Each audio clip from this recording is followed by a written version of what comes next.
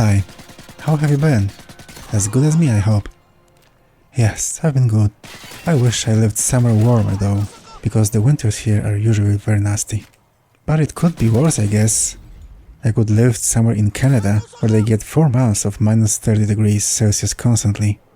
Oh my god. It's good winters here and not so bad. Alright. A lot of you asked me what was happening with me through the recent period of time, and why I stopped posting videos on my channel.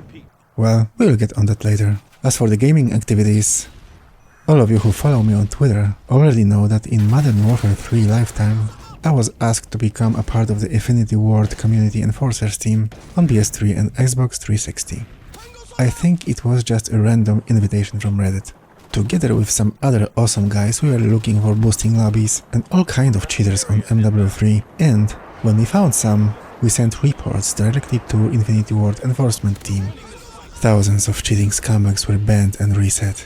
Those of you who have been following me for more than 3 years now know how I feel about cheaters, so the work was fun for me. It wasn't really a work. It was very rewarding seeing the cheater's stats get reset and seeing him sending hate email. It was fun. The downside of that activity was an enormous flood of false reports against enforcers, coming from cheaters. Unfortunately, Sony was stupid enough to believe in some of them, so they decided to ban my PSN account Very Nice Person. Based on those false reports, I was banned for nearly a month. That's how slow and fucking lazy the Sony PlayStation support was. And if it wasn't for the guys from Infinity Ward themselves that fought my corner for me, Sony would not care for unbanning my account at all. They kept saying, "The ban is permanent, it cannot be lifted." Well, it was lifted, so it wasn't indefinite. Fucking scumbags.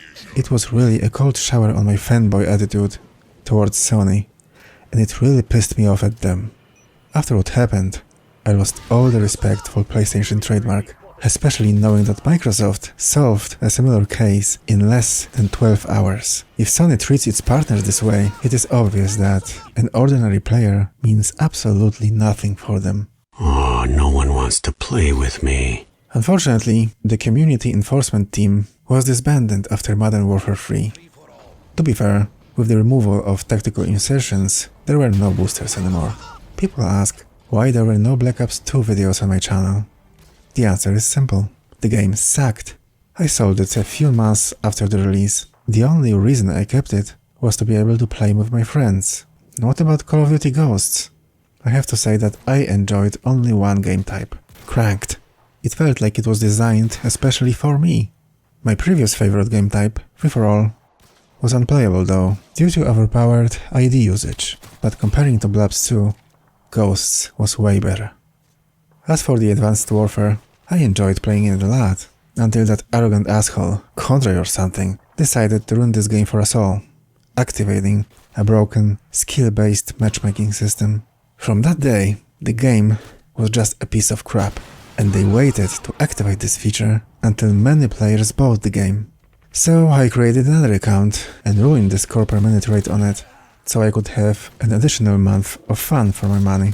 Even a broken weapon variant system was not so game-breaking as SBMM was.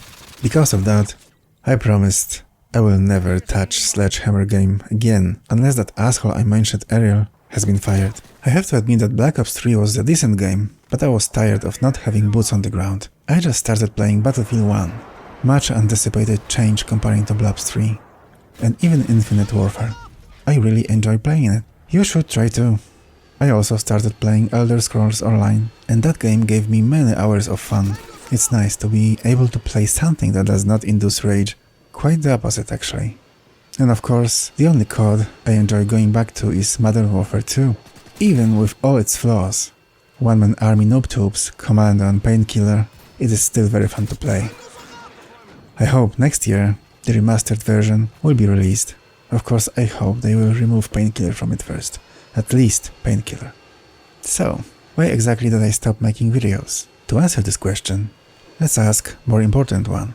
Why I started uploading them in the first place? Why everyone back in 2008 and 2009 started it? Back then, everyone was posting videos for fun. There was no cash involved yet, although Machinima was signing the first partnerships with gamers. Everyone was having fun, there was no drama, and the money ruined it for the most people. Suddenly they could make money by playing games. I was hesitating to sign the partnership, and I did it only because it allowed me to be able to live stream on YouTube. Now everybody can do it, but then, after that moment, when I signed the contract, I lost interest in posting videos. It suddenly was no longer fun, it was work. And for me, work is work, and it's not a fun thing to do. Of course, it wasn't the only reason. I looked at some other YouTubers, many of them quit their jobs to do YouTube full-time. And then was the moment that the quality of the video wasn't a thing anymore. It was all about how many videos can you post daily. The more videos you posted, the more money you earned. The overall quality of video gaming production on YouTube, except of course very few exceptions, became garbage. You could see how bad it was, just by looking at the thumbnails. Content creators were ready to make themselves look like morons, just to get few cents more. They could become a part of promoting or owning shady businesses, just to scam their viewers, or to be sponsored by shitty companies, which in many cases were an abuse of trust between a creator and a viewer. I did not want to be a part of such bullshit. I'm not even mentioning the fad that came later. Channels, to get as many views as possible, started to cause drama. Most of them even faked it, just to get viewers' attention. And I said to myself, I'm above of all of this. I had, and still have, a good life outside YouTube, and I had the luxury of not relying on it as a main source of my income, unlike other people.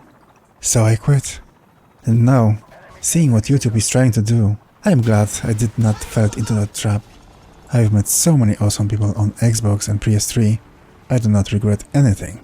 But it's a shame that high amount of money can ruin a good experience and a community like this. So there you have it. Thank you for listening. Take care.